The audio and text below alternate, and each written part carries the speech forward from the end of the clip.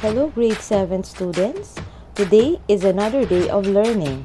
I am Mrs. Nerin B. Agoko, your English teacher. We are going to look back on our lesson last week, and it's all about making inferences and drawing conclusions.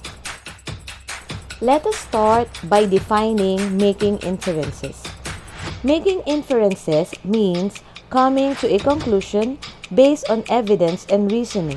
Sometimes we need to infer the main idea of a passage or figure out an implied thesis by carefully reading between the lines. You heard it right. It's reading between the lines. Please remember that in making inferences, you are going to read, and that is the process. You are going to list details from the text, and those are your evidence. And then you are going to answer, that is, achieve a new understanding, and with that, you are giving your inference. Here are the 5 steps in making inferences. Number 1, you have to read or view the text. The second one is to read a question.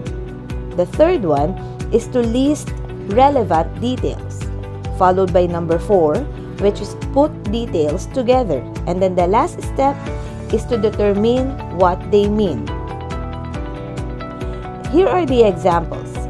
For the observation, we have the brass knob on the door is not bright and shiny. Therefore, you can infer that the office is not used often. For our second example, your observation is there is a spot in my front yard where grass does not grow. Therefore, you can infer that someone may have spilled a toxic substance there.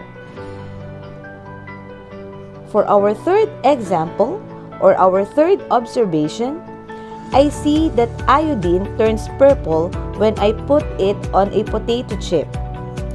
Therefore, you can infer that the chip has starch in it. Moving on to our fourth example, the observation is, through the window, I see the flag waving. Therefore, you might infer that it must be windy outside. For our last observation, the fishes are floating on top of the tank. And your inference is, perhaps no one fed the fish. I hope making inferences is clearer to you now. Let us proceed to your sit work. Please get a piece of paper and your ball pen and write the letter of the correct answer or the correct inference. We will start in 5, 4, 3, 2, 1. Question number 1. Earl stamps his feet and crosses his arms. How do you think he feels? I'll repeat. Earl stamps his feet and crosses his arms. How do you think he feels? A. Joyful. B. Tearful. C. Lonely. Or D. Angry. Okay, write the letter of the correct answer. Moving on to number 2. Ace's soccer team cheered. The coach gave them a trophy. What do you think happened? I repeat. Ace's soccer team cheered. The coach gave them a trophy. What do you think happened? A. They missed the goal. B. The coach got kicked out of the game. C. They won the game. Or letter D. The other team won the game. Is it A, B, C, or D? Write your answers now. For the third question, penguins live in cold, windy places and gather in large groups. Why do you think they stand close together? Again, penguins live in cold, windy places and gather in large groups. Why do you think they stand close together? Is it A, to hunt for fish more easily? Is it B, to dance? Or letter C, to stay warm? Or letter D, to hide from their predators? Choose your answers now. Is it A, B, C, or D? For our fourth question, which detail tells you that Elaine is hungry? Again, which detail tells you that Elaine is hungry? Is it A, her eyes filling up with tears? Is it B, she is limping around the room? Or is it letter C, she starts reading a book? Or finally, letter D, her stomach growls loudly. Is it A, B, C, or D? Write your answers now. For our final question for making inferences, number 5, Gavin plays baseball and accidentally breaks a window. How do you think he feels? Again, Gavin plays baseball and accidentally breaks a window.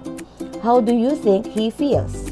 Is it A, he is scared of getting in trouble? Is it B, he feels happy and excited, he threw the ball so hard? Or is it letter C, he can't wait to break another window? Or finally, letter D, he is thinking he should study his spelling words. Is it A, B, C, or D? Good job! You finished answering those 5 questions. Later on, we are going to check them. But for now, let us define first drawing conclusions. Drawing conclusions is using information that is implied or inferred to make meaning out of what is not clearly stated.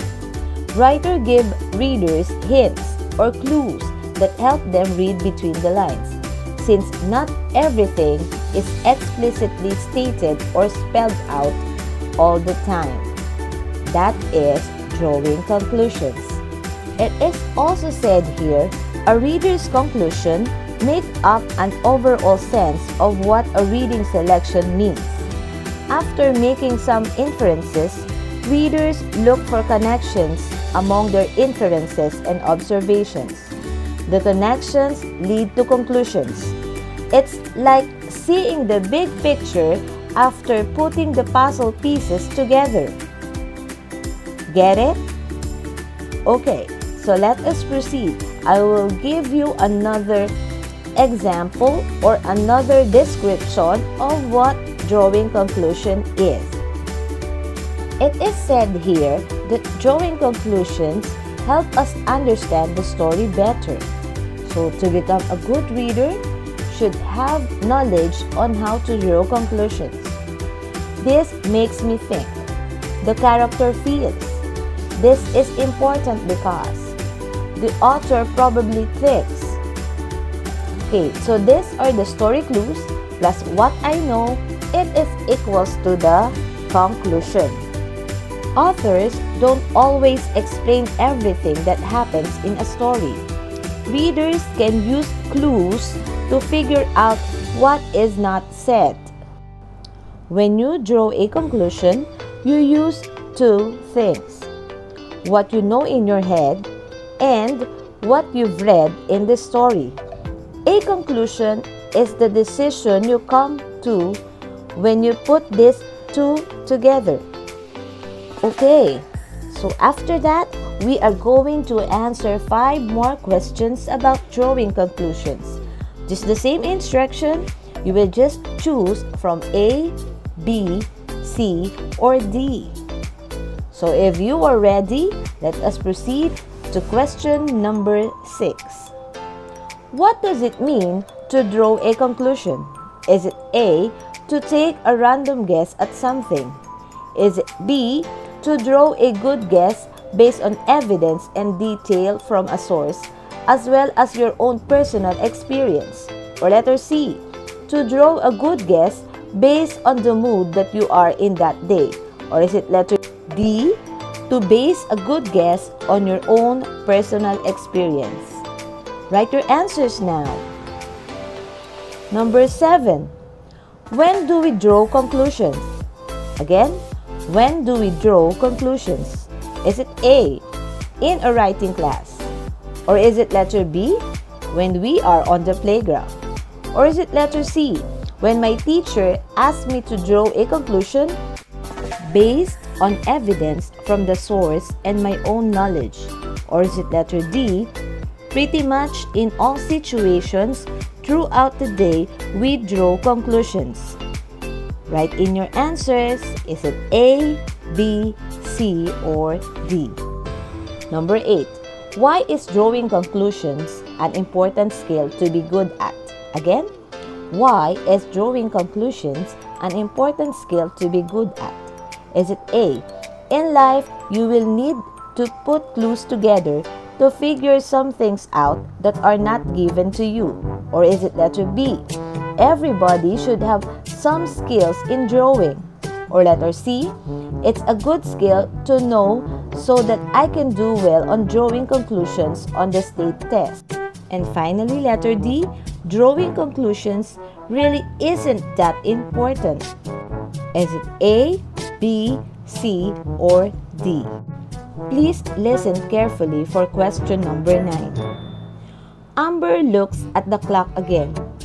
Still 5 more minutes. She is not sure she will make it. The seconds tick by. Finally, the bell rings. As her classmates head out the door for recess, Amber sprints down the hall. Where is Amber going? Is it A, to the office? Is it B, to the gym? Or is it letter C, to the bathroom? Or is letter D? Amber is going home. For our last and final question, Johnny had soccer practice and then swimming lessons. It was late when he got some, so he went straight to bed without studying for his math test the next day. You can tell that A, Johnny will get a good grade. Or B, Johnny will ace the test. Or letter C, Johnny will probably fail his math test. Or letter D, Johnny will study during the test. And that's it. Congratulations! Done with the review test. Let us see how well you remembered our lesson. Key in your answers now. I am going to go back to them later as I check. I hope you enjoyed today's lesson. Thank you for listening patiently. And this has been your teacher, Mrs. Agokoy. Until our next video lesson. Remember, God helps those who help themselves. Goodbye, class. Stay safe and God bless you all.